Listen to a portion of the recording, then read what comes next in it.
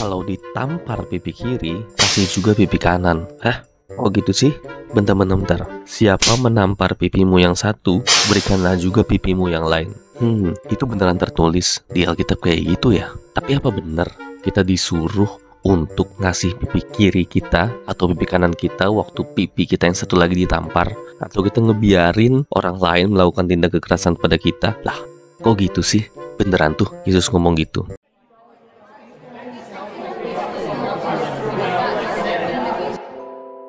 Oke, sahabat Alkitab, kita kembali lagi di segmen Mengulik Alkitab. Kita akan membahas seputar kenapa ayat itu ada. Tapi bener gak sih Yesus pernah ngomong kayak gitu? Ya, tentu saja Yesus pernah berbicara dan mengatakan hal tersebut. Jadi banyak dari pembaca Alkitab yang sampai saat ini masih menerka-nerka maksud dibalik ungkapan ini, atau maksud dibalik kata-kata pengajaran Yesus ini. Atau bahkan ada orang yang salah kaprah dan mikir kalau kita harus menerima kekerasan. Waduh, gawat banget. Masa kita harus bahagia waktu orang lain bersikap kasar atau melakukan hal yang kriminal, memukuli kita gitu ya. Jadi bener gak sih kayak gini? Nah, ternyata ada maksud Tuhan atau maksud khusus dari Tuhan Yesus yang hendak disampaikan di sini. Sebelumnya kita baca dulu ini perikop lengkapnya. Ini adalah bagian dari ucapan bahagia. Ayatnya itu dari perikop kasihilah musuhmu.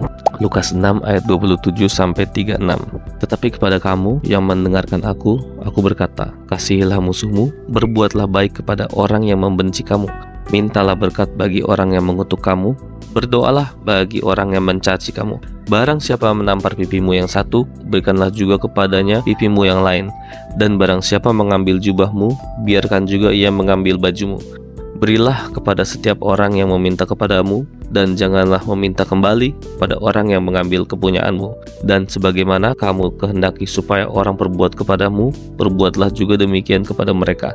Dan jikalau kamu mengasihi orang yang mengasihi kamu, apakah jasamu? Karena orang-orang berdosa pun mengasihi orang-orang yang mengasihi mereka. Sebab jikalau kamu berbuat baik kepada orang yang berbuat baik kepadamu, apakah jasamu? Orang-orang berdosa pun berbuat demikian. Dan jikalau kamu meminjamkan sesuatu kepada orang, dengan kamu berharap akan menerima sesuatu daripadanya, apakah jasamu? Orang-orang berdosa pun meminjamkan kepada orang-orang berdosa, supaya mereka menerima kembali sama banyak. Tetapi kamu, kasihilah musuhmu, dan berbuatlah baik kepada mereka, dan pinjamkan dengan tidak mengharapkan balasan, maka upahmu akan besar, dan kamu akan menjadi anak-anak Allah yang maha tinggi. Sebab ia baik terhadap orang-orang yang tidak tahu berterima kasih dan terhadap orang-orang jahat.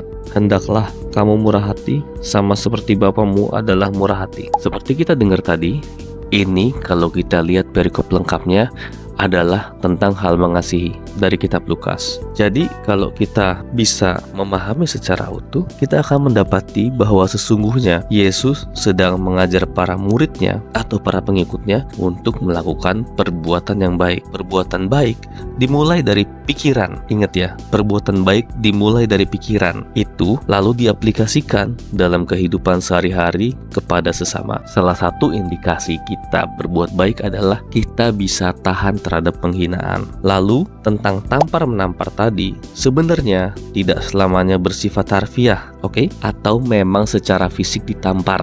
Lebih dari itu, pengajaran Yesus tersebut sesungguhnya berbicara mengenai cara untuk merespon penghinaan yang mungkin kita terima. Tamparan dapat berarti penghinaan yang sangat berat. Bayangkan lu lagi dihina di depan orang-orang, atau dalam suatu perkumpulan, dalam satu diskusi misalnya, dalam suatu forum, lu dihina dan dipermalukan di depan orang banyak. Jadi maksud Yesus dalam konteks tersebut adalah supaya para pengikutnya tidak melakukan pembalasan meskipun mereka sedang dihina atau disakiti hatinya. Pesan utama dalam perikop ini adalah tentang kebijaksanaan dalam menghadapi pelbagai dinamika kehidupan. Itu dia. Jadi bukan berarti kita harus menerima waktu orang lain kasar sama kita, waktu orang lain mungkin mukulin kita. Itu mungkin jauh dari arah itu ya. Seperti kita ketahui bersama kalau beberapa ungkapan Yesus itu sebenarnya memiliki banyak perumpamaan. Yesus banyak mengajar melalui perumpamaan-perumpamaan supaya orang bisa mengerti dalam konteks zaman waktu itu. Jadi sekali lagi, ketika ditampar pipi kiri berikan pipi kanan, atau ditampar pipi kanan berikan pipi kiri, itu bukan kita waktu dipukulin atau ditindak secara kriminal itu harus diem aja atau mengalah, tapi justru itu sebenarnya pengajaran tentang bagaimana ketika kita dihina atau disakiti hati kita bisa mengelola itu dengan baik sehingga kita tidak perlu berbuat hal yang sama kepada orang yang melakukannya kepada kita. Segitu dulu pemaparan hari ini. Apakah ada pertanyaan atau tanggapan lain? Ayo share di kolom komentar. Kalau mau bahas yang lain lagi, silahkan juga kasih tahu kita mau bahas apa lagi. Salam Alkitab untuk semua.